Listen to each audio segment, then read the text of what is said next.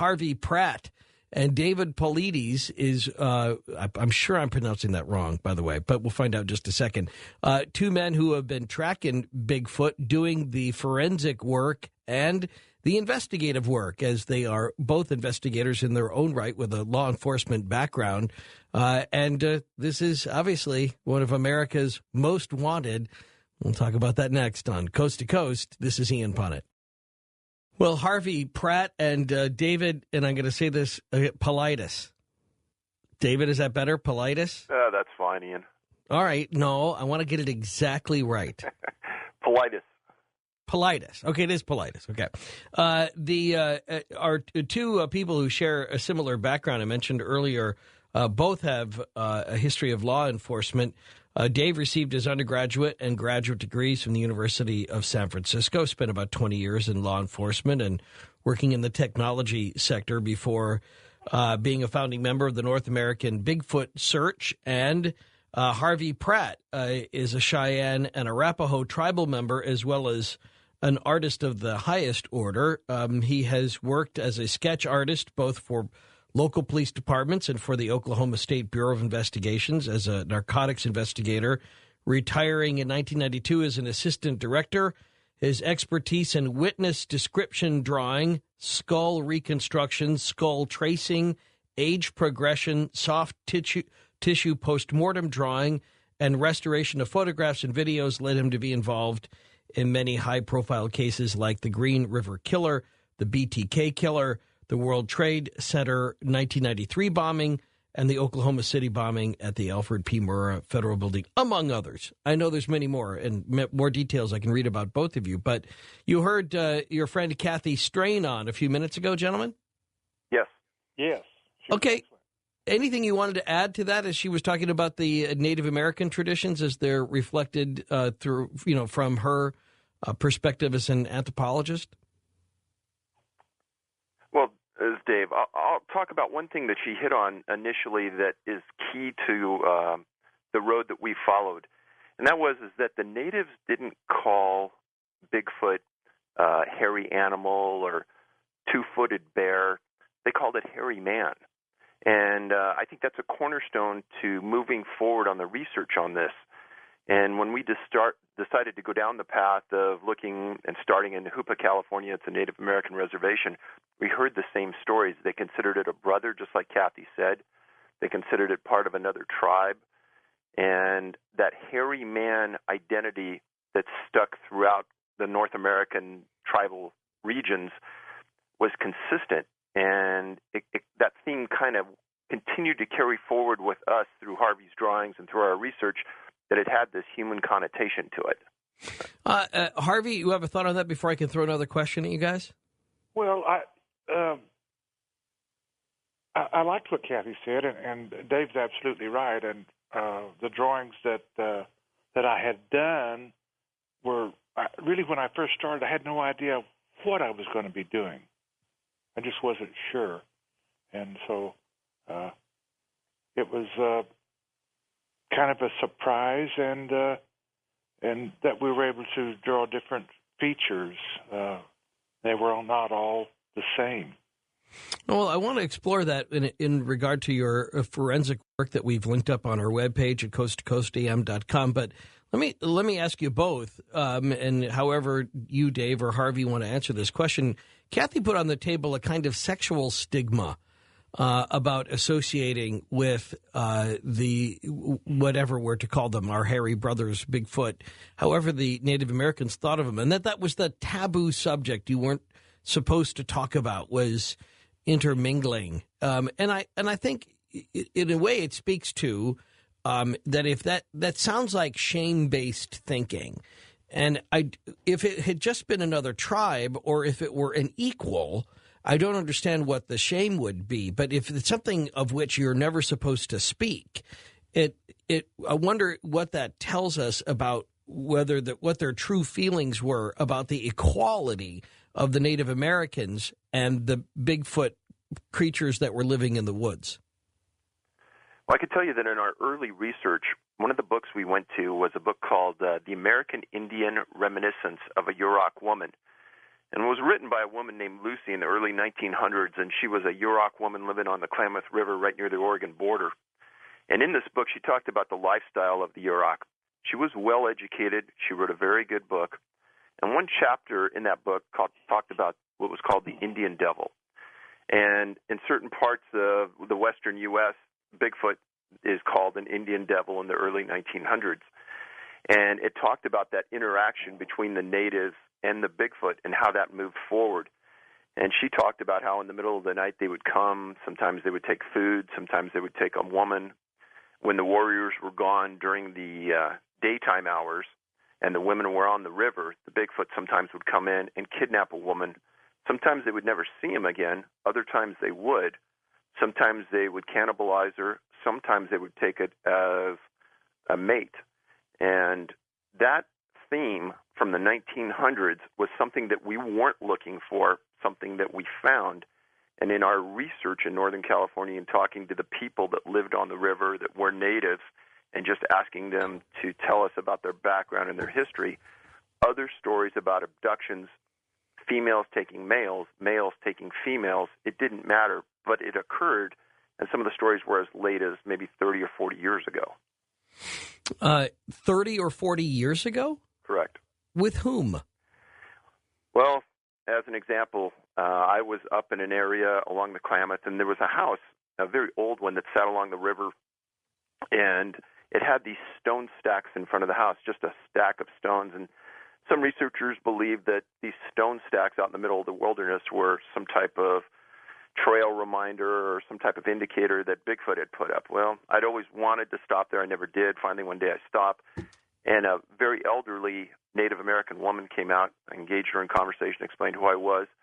And slowly, the whole household came out, and it turned out that that house had been on that river for 150 years. And it backed up to the Marble Mountain Wilderness area, which has a long history of sightings. And I just asked the woman to tell me what the history is with her family with Bigfoot in the area. And what she went right into was a story where her cousin came up and visited them one time from, I believe it was Crescent City or Eureka, along the coast.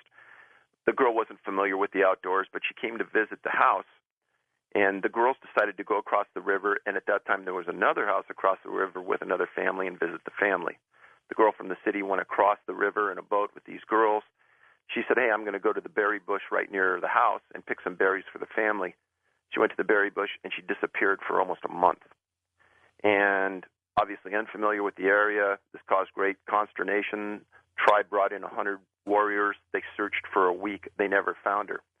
A month later, the girl comes back disheveled, dirty, and she told the story about being kidnapped by the hairy man. And that was probably one of the latest that had occurred, and that was probably in 1940s, 1950s time frame. But that history in that area with the relationship between hairy man, Bigfoot, whatever people wanted to call it, and the native tribes is consistent and still goes on today when they have their tribal dances in that area. Harvey, you have a thought on that? Well, I've heard stories similar to that, and some even closer to our time frame about the Bigfoot or Sasquatch having a relationship with Native Americans and people knowing about it, and the woman having to leave a certain area because she was familiar with Bigfoot. Kathy had mentioned, you've heard that here in Oklahoma. Kathy had said that the stories that she had heard were had sort of featured a gender reversal. They were female Bigfoot species coming and kidnapping a male or forcing a male to copulate. And she said that those are the ones that she had heard about. I thought that was interesting. Well, I have heard that. I have heard that, but I've also heard just the opposite too. Okay. In any of your research, David or Harvey, any stories of offspring? Well, there's a lot of rumors that go on, and some out of Washington where supposedly there were a couple of kids that were born, didn't live past their late teens, early 20s. And I know some other researchers prior to us had made some effort to try to find those grave sites, and I'm not sure if they were ever successful. There were also some rumors that in southern Oregon, in the Applegate area, that there was a family that had an offspring that was extremely hairy. But what I tell people when I hear these stories is that I remember that hypertrichosis, or the ability to produce more hair than normal and have hair all over your entire body, isn't something that's completely out of the realm of the human species as well, because some people have that in their genes, and those people you sometimes see in circuses. Oh, yeah. Or in my kindergarten class, because my friend Gary Kretschmer is one of the hairiest people I've ever met, and he was from a very early age, and it was very self-conscious about it, I think. But interesting how you're right. So for some people, that is a natural human condition. But I would think if there were that the Native American piece to that would imply that there's something about that allowed a special connection to their hairy man brother, and that it would be something that would be celebrated and something that would be featured as sort of a genetic bridge or a connection with somebody that would, as so often was the case, might imply that they would be better protected as a tribe or as a people because they had made this kind of. Okay, I know that's not me. It's not me. Which one of you is doing that, David? I hope it's not me. I hope it's not me. I don't know what's going on, but it scares me. It scares me. Is what it does. All right. So again, we're talking about these Native American perspectives, the Hoopa. And then also the Cheyenne and the Arapaho. Harvey, you were involved with the Cheyenne and the Arapaho. Do they tell the same stories? Well, some of the Cheyennes said they refer to them as, say, we're related. I've heard them say that we're related, and then I've heard some of the Arapahos say that they're medicine people.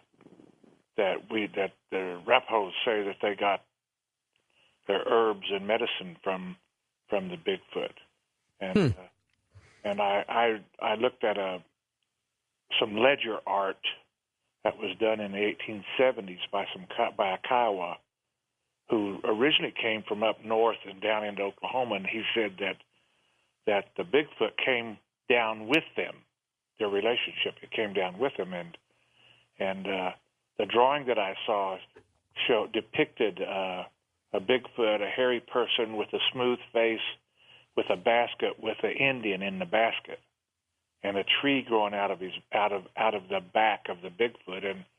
And I asked one of the Kiowa people, what was that tree growing out of the back? And he said, oh, that implies that they came from the mountains.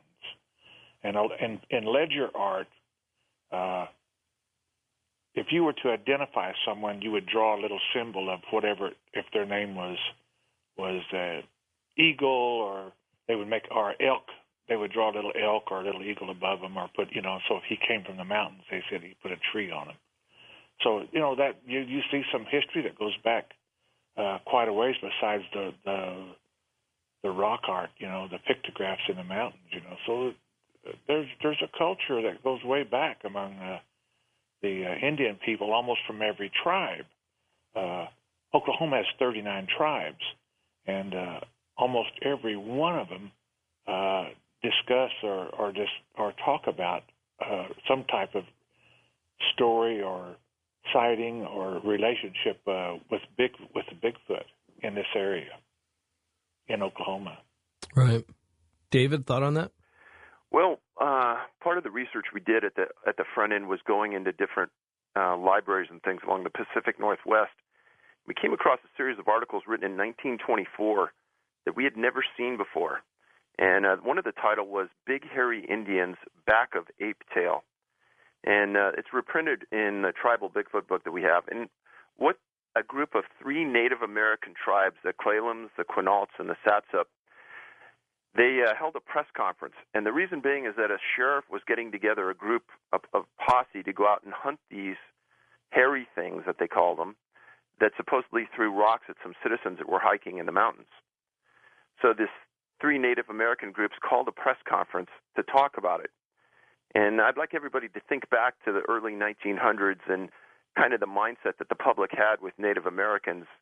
And to have a press conference of this type and to take it upon their shoulders to speak for this was actually a big deal, because the public perception of maybe Native Americans wasn't what it should have been back then.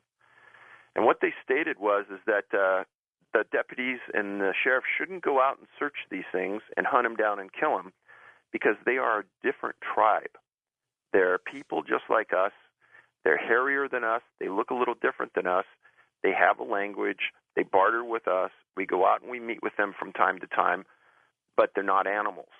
And they have a language of their own, and they have much skill, and they're faster and they're stronger, and they're not to be messed with. And this was an article, a series of 3 articles that came out in the Oregonian in 1924.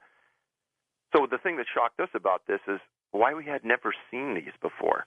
Here we have 3 Native American tribes coming together and speaking about this at a public presentation and putting some things right in the ground about language, about communication, about trading, about abilities.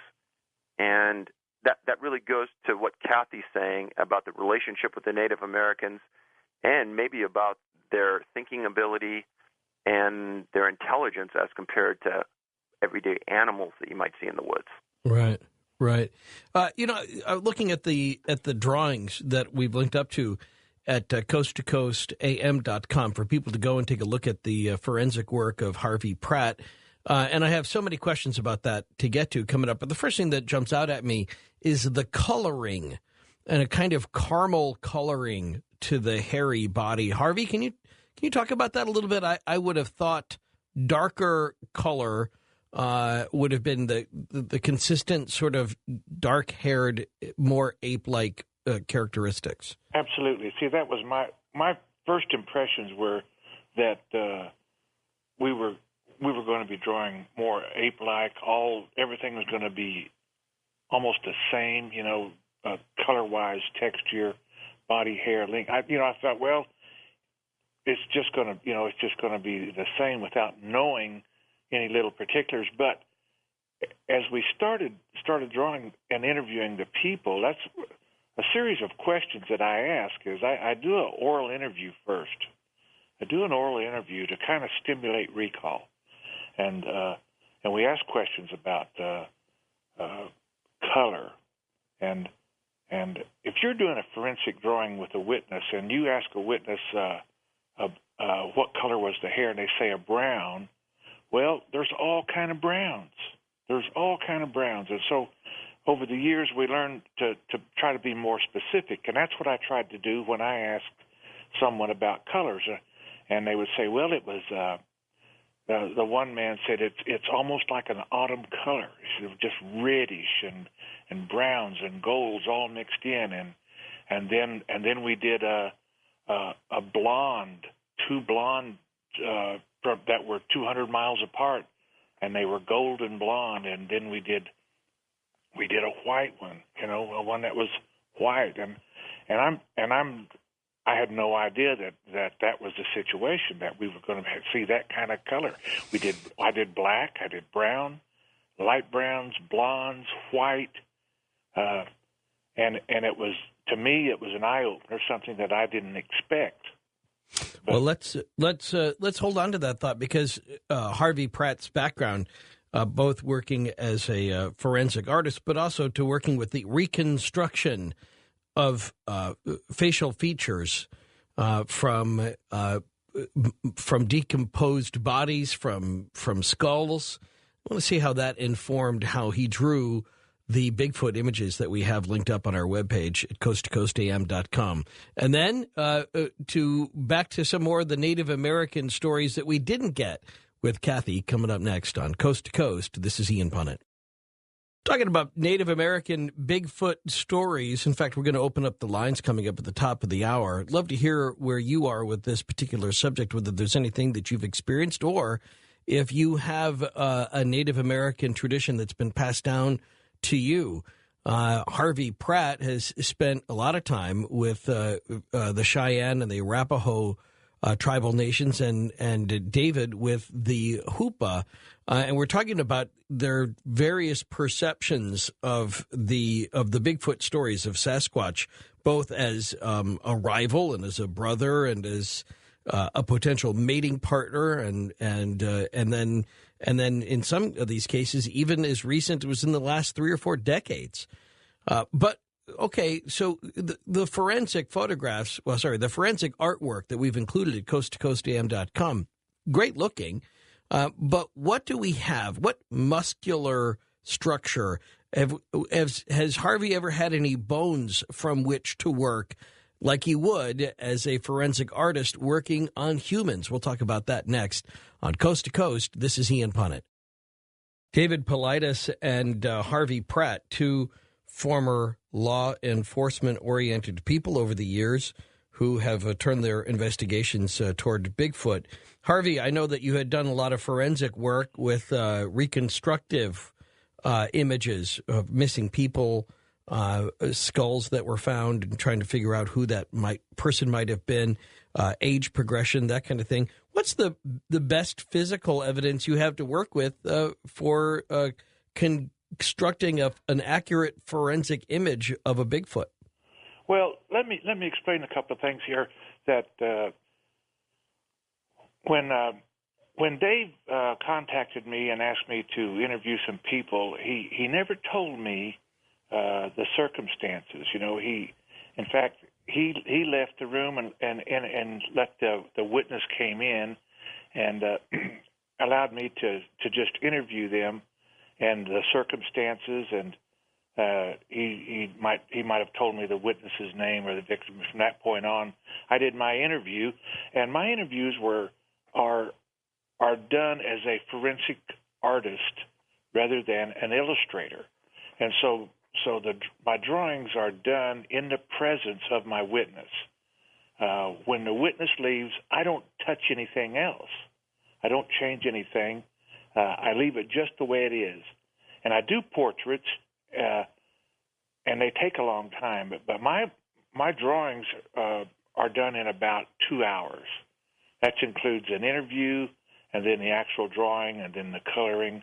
And so we talk about the body structure, you know, of how powerful they are, and barrel-chested, or some of them were thin. We determine are we drawing a male or a female, you know, and what age do you think they are? And so we go through a great deal of dialogue, and I've even done some drawings of the backs, just to see the back, to see how the hair is on it and how it moves, and when they were talking about it running or moving away, and the shoulders, the massive shoulders and arms and hands. And so we did a whole series of drawings of profiles, full face, just the face, full body, frontals, the back, the sides. So we wanted to give an idea of what we were seeing from different angles to determine the type of hair they had, the hair that was almost like a cape as it came across the back. I've never seen any bones. I don't know anything about their bone structure. I've just my drawings are based on witness description drawings. And, all right. Very good.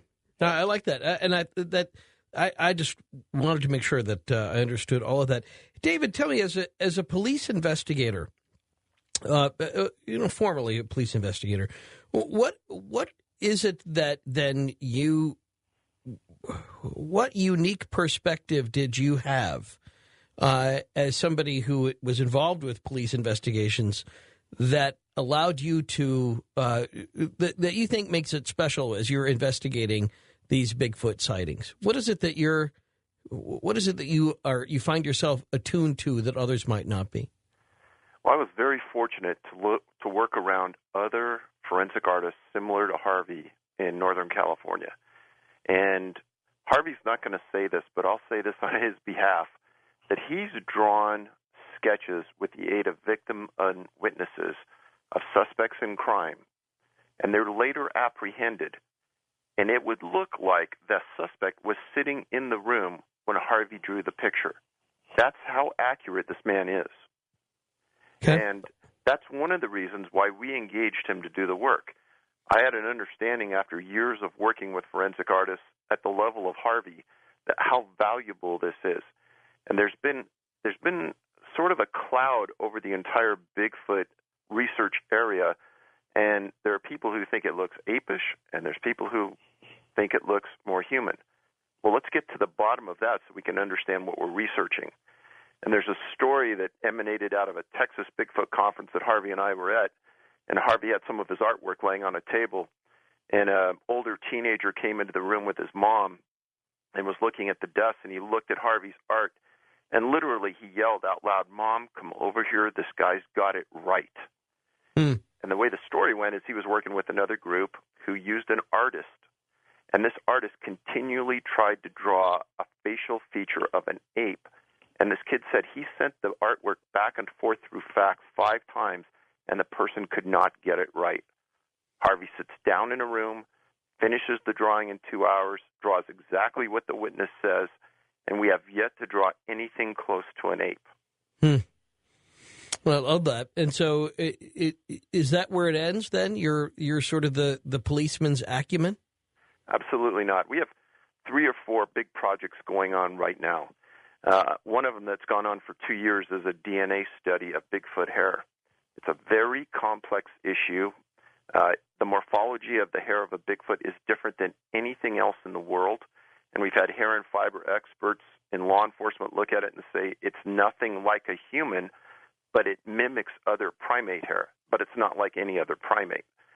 And whereas a human hair has a medulla or a core that has our DNA in it, Bigfoot hair is so fragmented at the medulla that you can't get DNA from the medulla. You need to find a hair that has a follicle, and in Bigfoot research, that's unusual to find. For some reason, when the hair falls out, it just falls out. Maybe 1%, maybe 2% of all the hairs out there have a follicle that contains DNA. And in our research, going back to a time when DNA first started to be researched, every one of these comes back as human. And then the pessimists say, well, it's contamination that's causing this human return on the DNA. Well, after a while, you got to say, well, somebody's had to have had this right somewhere along the line, and it has to be somewhat close. Right. Well, we're within 2 or 3, maybe 4 months of finishing our project. And as I stated in Tribal Bigfoot, I listed some of the lab reports, and we have very, very unusual returns. We'll talk about that because I just got an email from a guy before the show started. He said, yeah, Bigfoot, Schmigfoot. He said, there's no hard evidence. If there's any hard evidence, produce it now. And it seems to me, I mean, I've been in conversations with Dr. Jeff Meldrum for years, and there is evidence. How hard one wants to define it, I think, depends perhaps on how high you want to keep raising the bar. But what do you think is the hardest evidence you have for the proof of the existence of Bigfoot? I think there's no doubt it's got to be the hair.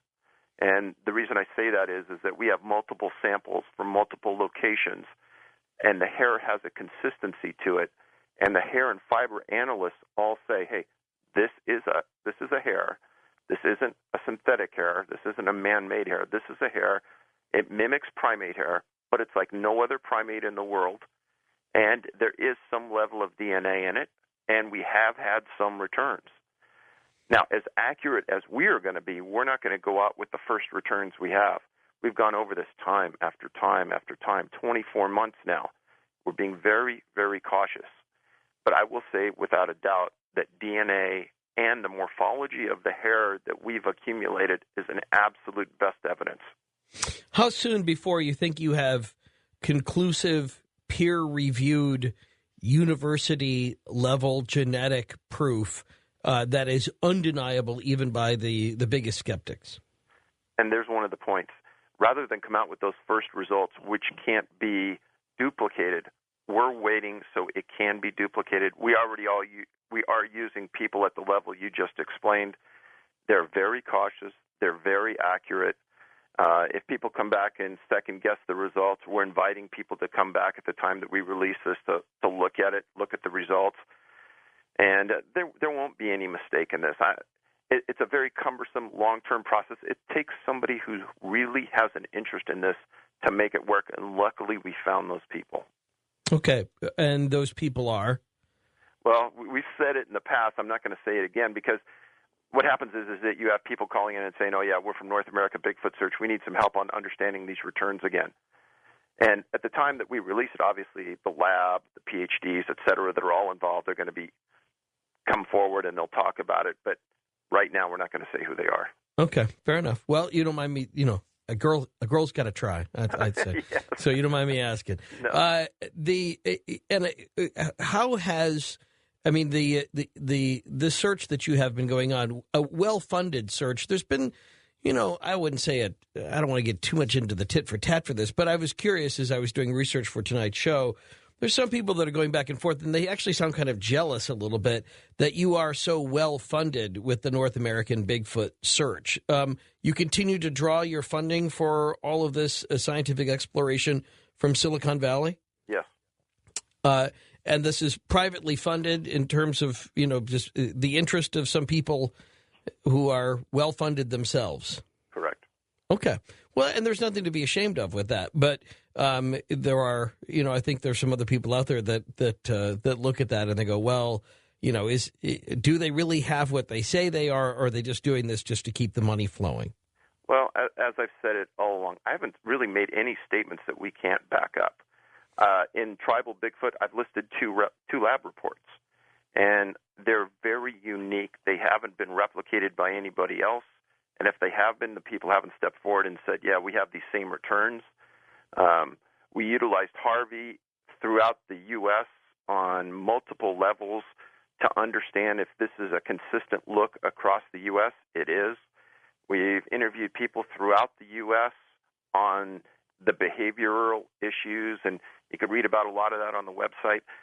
So I don't think we've made any claims that we haven't stood up and stood behind. I think that what Harvey's done and what we've done at the DNA level, at the forensics level, and at the behavioral and associations level, I think it all speaks for itself by some of the justified work that we've also put up regarding language, DNA, behavior, et cetera. Okay. Well, I'm all for it. I mean, like millions of other people out there, I just want this to get settled. I believe that these creatures either exist or they don't. And my feeling has been all this time that they do. But either way, I just want there to be the scientific proof so we can move forward with what that next level is. Now, once we've established, once you've got DNA, once you are able to prove through those hair samples that this is without a doubt a type of hominid, a cousin, perhaps a distant cousin to humans, but a legitimate species, not a cryptozoological animal anymore. Then what, David or Harvey? Then what? Then what do we do? Well, I will say that there's a series of researchers in this world regarding Bigfoot, Sasquatch, hairy man, that sit on the post that say, hey, this is an ape, this is Gigantopithecus. Right. I think you're going to see those people disappear because their entire last 40 years of research is centered around that. And they've publicly come out and stated that we're wrong, this isn't what it is, this isn't what we're researching. And I'm not going to say that to them because if the people have a paradigm shift on this issue, and you think in the U.S., we have Asians, Africans, Indians. We have some people from Amazon tribes. You have the Nordics. Let's think about the variance in appearance of those different genetics. Right. And they're huge. Right. So if we say that Bigfoot on that genetic tree is much closer to human than it is to ape or gorilla, then why wouldn't the differences in genetics apply to them as much as it applies to humans? So the differences in physical appearance, the differences in stature, the amount of hair. You talked about the hair coloring just briefly, and I'll go to that right now and say that one of the things that we've surmised from this is that we have never drawn a golden-colored or blonde Bigfoot that was large and thick and mature in stature. They're all small-framed, thin, and in similar ways to a young teenager that's still filling out as they get older. So maybe as a human, we have a towhead or a kid that's growing and changing hair color as they get older. Right. Possibly. Yeah, my kids were very almost white blonde for years, and now they're slowly moving into brunette. There you go. And then as you get older, you get gray, and Harvey and I have interviewed individuals that talk about seeing an older, frail-looking Bigfoot that was gray. Yeah. Right. Yeah. Harvey, your thought? What's next? Once this DNA evidence is made available, once it's been peer reviewed, once the most skeptical scientist, a biologist, zoologist, anthropologist, whatever, is satisfied that this is real, then what? Well, I think that at some point the states, tribes, the U.S. government, someone could step in and make some kind of declaration, that this has to be of human rights. Yeah, it has to be preserved in some way, protected, until we know more about it. I just think that's the next step. And you talk about hair. Let me revert back just a second. If you're an outdoorsman, you know that in the summer, deer are that tawny color, and then as it starts to get into fall and winter, they get darker. So those colors change. So I don't have all the answers on this, but I know that maybe that could be part of it too. Maybe with the season they might change, and if they live in a certain area, maybe they have a just like animals do. They adapt. Sure. They adapt to the season. Yeah. David or Harvey, are you proposing that once the DNA comes back that says that there is no doubt that this species exists, should we ever attempt to capture one? And if we declare that they have human rights, how can we? Well, let's get to the point where we have the DNA and it can be replicated, so it's acknowledged by science. Right. Hopefully a couple of major universities are going to come forward. Some people that have an enlightening mind can step forward and say, okay, this needs to be studied at length. Let's understand the historical perspective. Let's see where we can go with this, number one. Right. And if they have those genetics that are so close to human, as I've told people when I was on George's show last time, that I don't think you should be going out and hunting these things. Right. Because if that genetics comes back as it's very, very close to human, it could be in a lot of trouble. So I think you have a point there about capturing one. And but once we've made a declaration of human rights protections, then we effectively prevent us from ever being able to do anything to have another contact other than totally voluntary.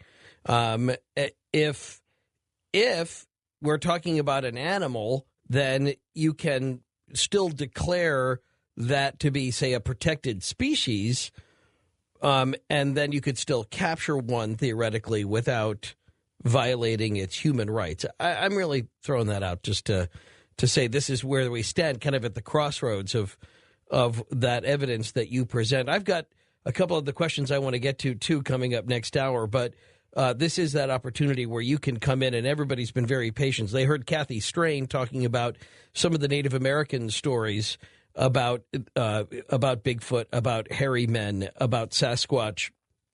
We didn't take any questions with her, but we will with Harvey and David coming up in just a second. We'll get to your questions. We'll get to your comments. If you're part of a Native American tradition that talks about Bigfoot, I would like to hear more about that too. Or if you want to reflect on exactly what you think we ought to do next, what should we be prepared to do? And then a couple more of the stories of the Native Americans as collected by David and Harvey next on Coast to Coast. This is Ian Punnett.